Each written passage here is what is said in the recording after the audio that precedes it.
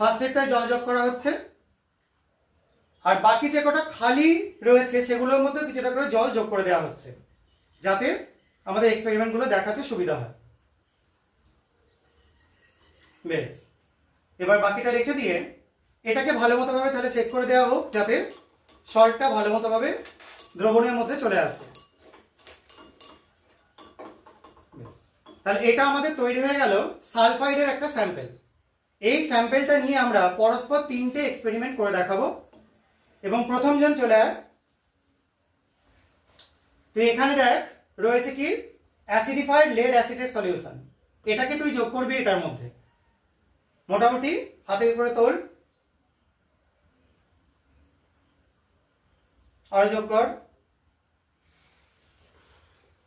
আর যোগ কর। বেশ, এবার এটাকে একটু চেক করে নে। এবার তুই এখান থেকে কিছুটা স্যাম্পেল নিয়ে ওর মধ্যে যোগ কর, আস্তে আস্তে ধরে। আর একটু যোগ কর। ব্যাস, ঠিক আছে। এবার আস্তে আস্তে চেক করে, ঠিক আছে, তুই এবার একটু হাতে করে সামনে দেখিয়ে দে।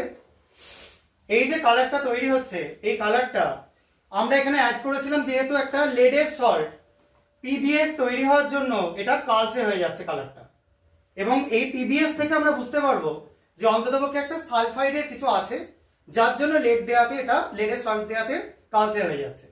এবার এটাকে তুই সামনে রেখে দে। পরে আরেকজন চলে আয়।